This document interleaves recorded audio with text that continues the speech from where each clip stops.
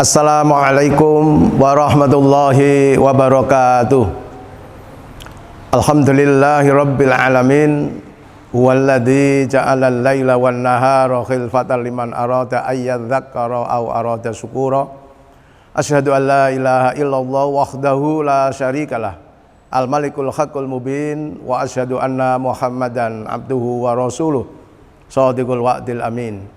Allahumma salli wa sallim ala nabiyina Muhammadin wa ala alihi wa sahbihi ajma'in.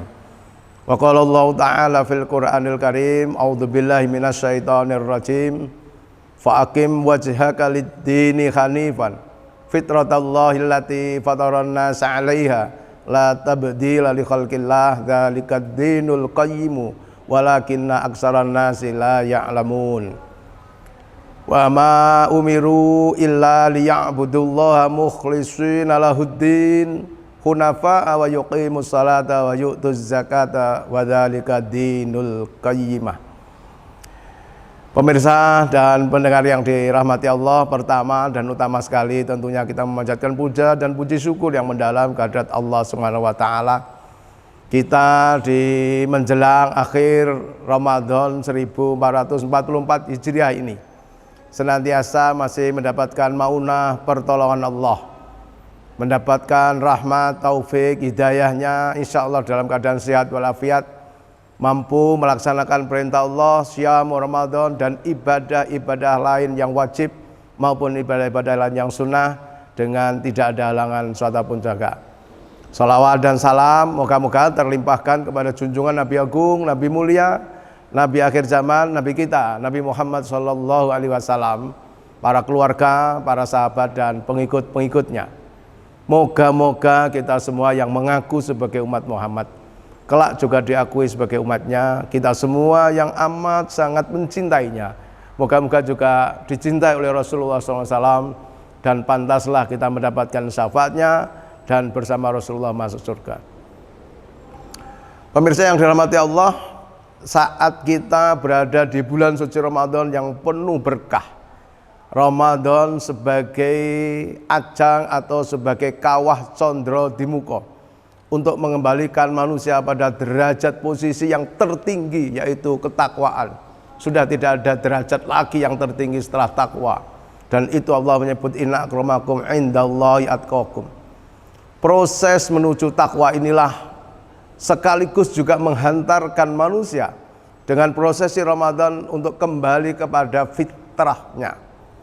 Bukan kembali pada fitri. Kalau fitri, Idul Fitri itu kembali ke sarapan, kembali futur, sarapan lagi. Kalau fitrati, fitrah itu artinya kondisi asli dari manusia sejak di Lauhil Mahfuz yang menuhankan Allah Subhanahu wa taala.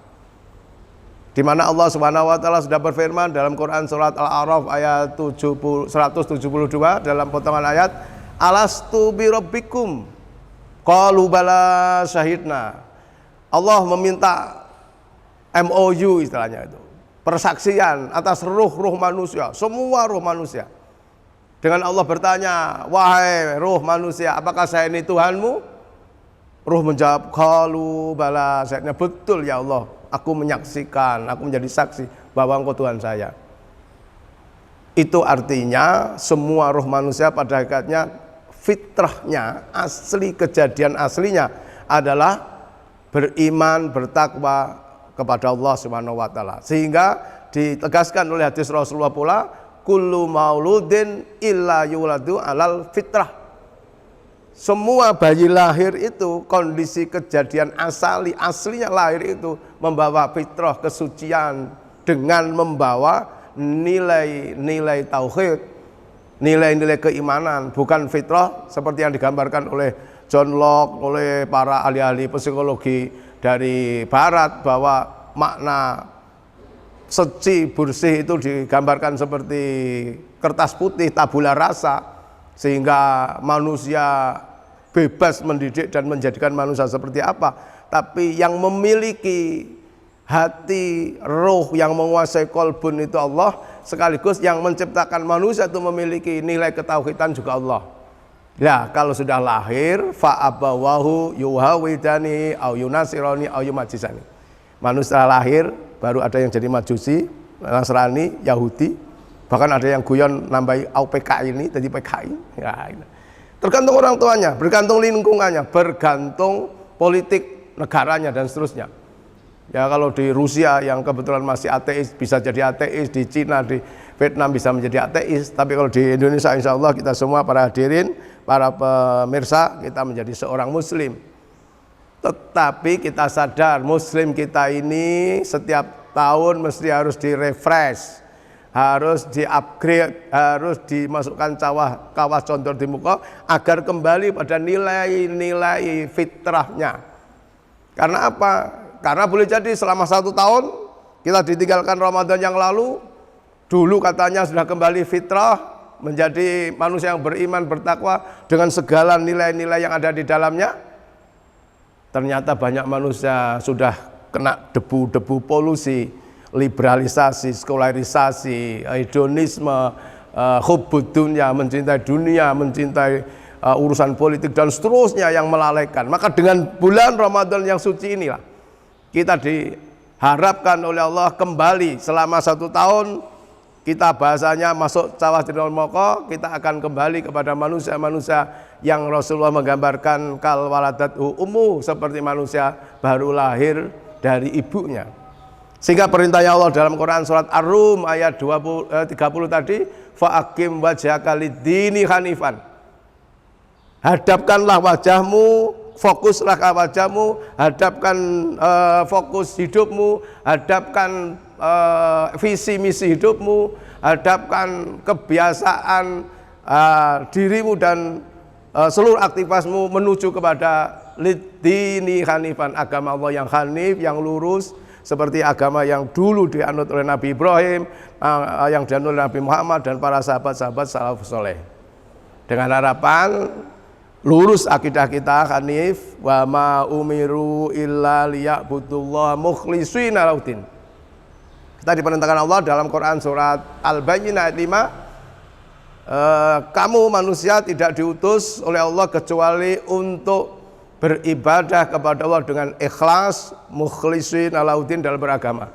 Dalam akidahnya tulus, ikhlas, la ma'buda illallah, anta maksudi waridho kamarlubi, hanya engkau ya Allah yang kutuju dan ridhomu yang aku cari. Segala aktivitasnya diarahkan untuk mencari ridhonya Allah dan mencari karunia dari Allah.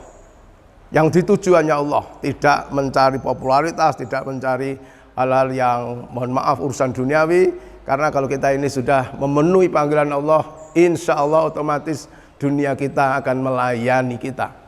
Tetapi kalau naudzubillah min dzalik, bal tu'sirunal hayata dunya atau alhaakumut takasur, yang dicari hanya urusan materi sama tanpa ada nilai dakwah, ada memperhatikan urusan perut, bukan perut ya, dada ke atas. Kalau Ramadan seperti ini kan urusan perut dan bawah perut senantiasa di nomor 3, 4, 5, nomor 7 kan. Nanti sebelum maghrib belum dipenuhi, malam baru dipenuhi.